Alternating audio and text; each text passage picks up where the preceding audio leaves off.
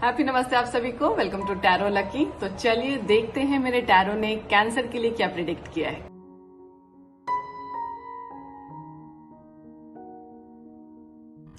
Cancer, आपके लिए भी मैंने 4 कार्ड्स निकाला है। ये आपके ओवरऑल मंथ का, ये आपके हेल्थ का, ये रहा आपके जॉब बिजनेस मनी का, और ये रहा आपके रिलेशनशिप का। अगर ओवरऑल मंथ की बात करें कैंसर, तो स्ट्रेंथ का कार्ड आया है। तो जब कभी भी स्ट्रेंथ का कार्ड आता है तो कहता है कि अपनी इनर स्ट्रेंथ को पहचानो।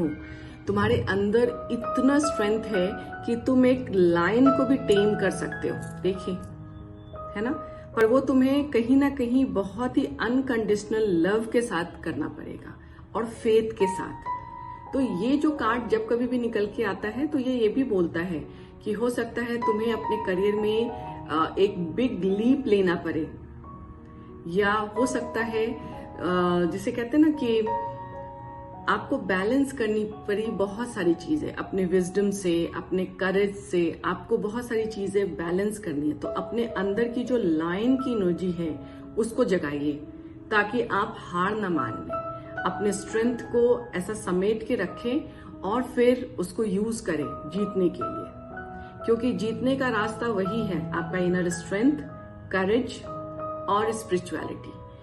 क्योंकि आप स्पिरिचुअल पर्सन भी हैं, कहीं ना कहीं आप भगवान पे बहुत यकीन करते हैं। तो आपको ये भी पता है कि अगर आप ये वक्त अगर इस तरीके से निकालेंगे जैसा भगवान चाह रहे हैं, तो ये स्ट्रेंथ तो आपको देगा ही, साथ में साथ आप किसी भी सिचुएशन को फेस करने के लिए रेडी हो जाएंगे।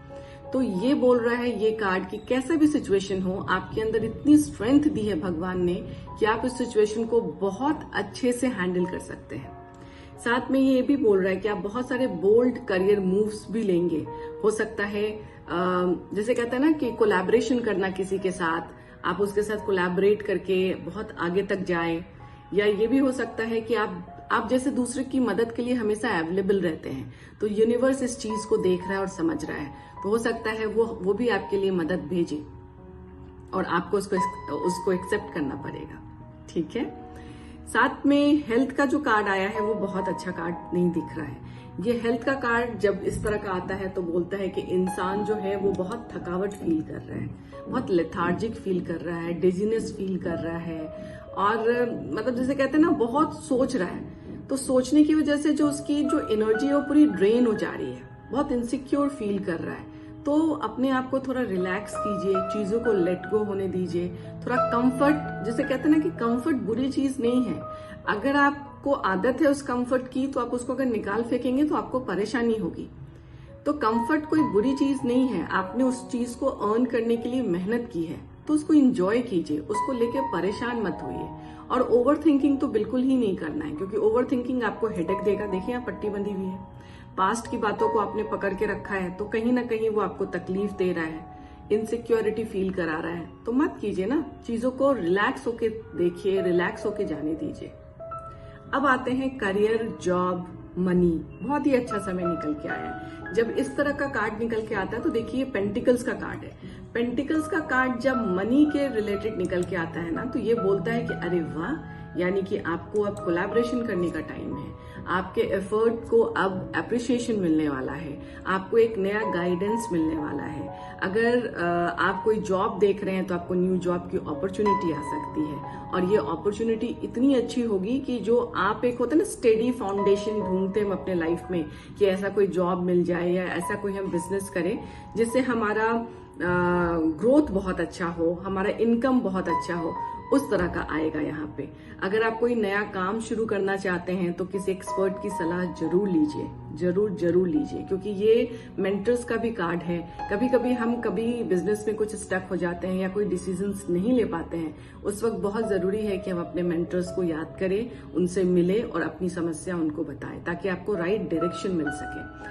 ये बताता है, एप्रिसिएशन तो मैंने बोला ही है कि ये आपको कहीं एक्नॉलेज कराएगा आपके हार्डवर्क को लेके। हो सकता है कोलैबोरेशन भी मैंने बोला है। साथ में ये भी बोल रही हूँ कि हो सकता है कोई प्रोजेक्ट का कंप्लीशन हो, जो प्रोजेक्ट करने से आपके अंदर बहुत सारा कॉन्फिडेंस आया हो, इस तरह का भी ये कार्ड है। टीम वर्क करिए, टीम के साथ काम कीजिए, तो आपको सक्सेस बहुत इजीली मिलेगा। अगर रिलेशनशिप की बात करें तो रिलेशनशिप में पेज ऑफ वॉन्ड्स का कार्ड आया है। पेज ऑफ वॉन्ड्स, आप दोनों एक दूसरे को लेके पैशनेट तो बहुत है, अट्रैक्शन भी बहुत ज्यादा है, आपको एक दूसरे को सजा सवरा देखना भी बहुत पसंद आता है, पर पता नहीं क्यों एक दूसरे के साथ आपकी किचकिच क्यों लगी रहती है। छोटी छोटी बातों पे आप लड़ाई कर लेते हो, छोटी छोटी बातों पे मुंह फुला लेते हो। ऐसा तो नहीं चलेगा ना। अगर रिलेशनशिप को आपको आगे लेके जाना है तो बहुत जरूरी है इस बात को समझना कि रिलेशनशिप में छोटी छोटी बातों पे अगर आप झगड़ते हैं तो आपका रिलेशन स्पॉइल होता है, बनता नहीं है। और ये तो बिगनिंग ऑफ रिलेशन है। तो बिगनिंग ऑफ रिलेशन में ही अगर आप इस तरीके से बिहेव करेंगे तो आपस में आपकी बनेगी नहीं, फिर आप अलग हो जाएंगे। तो ये जो अट्रैक्शन है, ये जो पैशन है एक दूसरे को लेके, वो खत्म हो जाएगा। सबकॉन्शियस माइंड में भी कहीं ना कहीं आपको इस बात का फियर है, क्योंकि ये जो कार्ड निकल के आया है वो लॉस का कार्ड है। तो कहीं ना कहीं आपको लगता है कि अगर इस तरीके से सिचुएशन चलती रही, मैं चीजों को पकड़ के बैठी रही या बैठा रहा, तो हो सकता है कुछ लॉस हो जाए, कुछ या तो पैसे का लॉस या रिलेशनशिप का लॉस या हेल्थ का लॉस, किसी भी तरह का लॉस। ये आपके दिमाग में आती है ये बात, फिर भी कहीं ना कहीं आप पुरानी बातों में अटके रहते हैं और चीजों को पकड़ के बैठे रहते हैं। तो वो ना करें तो बेहतर होगा। तो चलिए कैंसर, ये था आपका नवंबर का मंथ।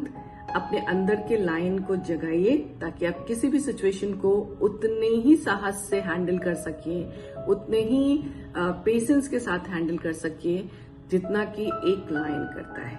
चलिए, ऑल द बेस्ट।